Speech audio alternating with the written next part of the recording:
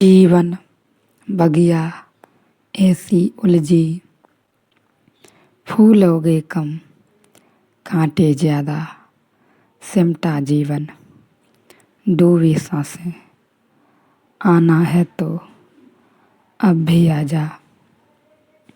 यदि आपने अभी तक अंतिम अध्याय न देखा हो तो अंतिम अध्याय देखें। मित्र ने पूछा है हृदय के भाव पर बुद्धि का अंकुश मत लगाओ, ऐसा आप कहते हैं। निश्चित बुद्धि से समझो, लेकिन हृदय को मालिक रहने दो।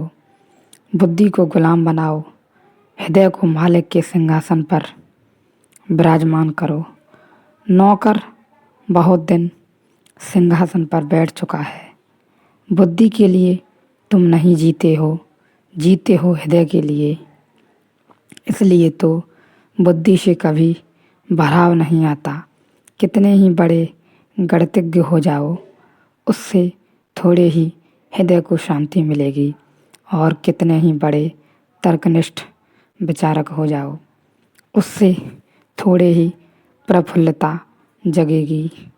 और कितना ही दर्शन शास्त्र इकट्ठा कर लो, उससे थोड़े ही समाधि बनेगी। हृदय मांगेगा प्रेम, हृदय मांगेगा प्रार्थना। हृदय की अंतिम मांग तो समाधि की रहेगी कि लाओ समाधि, लाओ समाधि। बुद्धि ज़्यादा से ज़्यादा समाधि के संबंध में तर्क जाल ला सकती है, समाधि के संबंध में सिद्धांत ला सकती है। लेकिन सिद्धांतों से क्या होगा?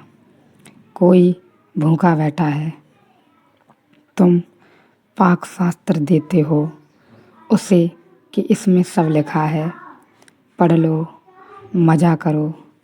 वह पढ़ता भी है कि भूख लगी है, चलो शायद यही काम करें।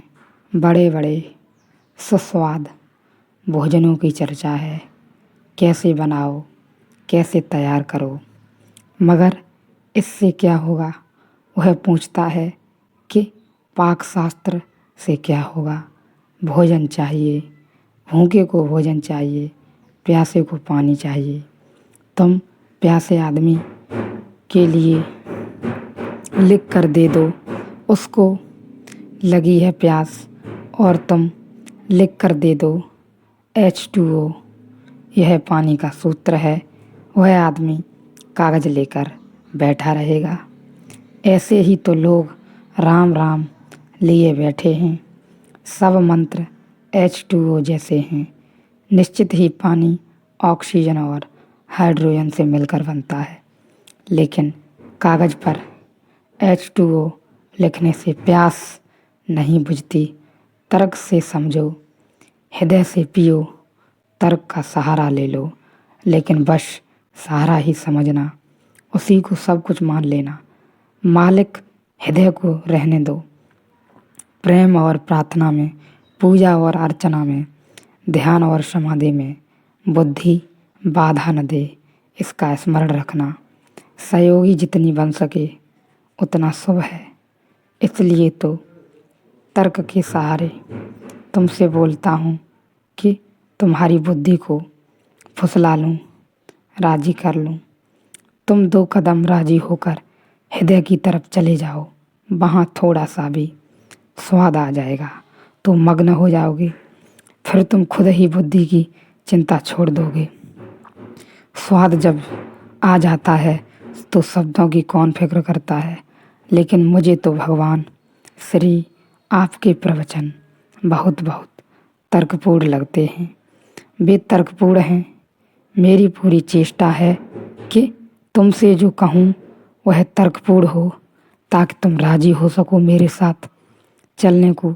एक बार राजी हो गए फिर तो गड्ढे में गए तो फिर तो तुम्हारी पटरी उतार दूंगा।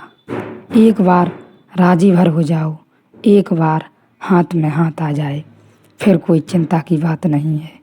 हृदय में साधक जब अपनी साधना की भिन्न भिन्न पड़ाव पर होता है जैसे हम और आप हैं। अभी बुद्धि अपने तर्क जाल बिछा कर रखती है। वह हर उत्तर से भी प्रश्न बना लेती है, प्रश्न के उत्तर में भी उलझ जाती है। इसलिए जहाँ तक हो सके अष्टावक्र का यही कहना है कि जहाँ तक हो सके बुद्धि को दूर रखो। तर्क का यही महत्व है, पिछले अध्याय में भी चर्चा की थी। तर्क को बस समझना है, तर्क को लेना नहीं है अपने ऊपर। तर्क के पीछे के शब्दों के अर्थ को समझना है, उनको पीना है, रसधार की तरह उतरने देना है अपने हृदय में।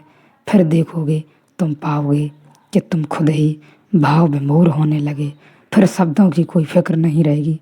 बुद्धि कुछ भी कहे, मन कुछ भी कहे, बांसुरी बजने लगेगी, भीतर ही भीतर आनंद झरने लगेगा। फिर कोई परेशानी नहीं है।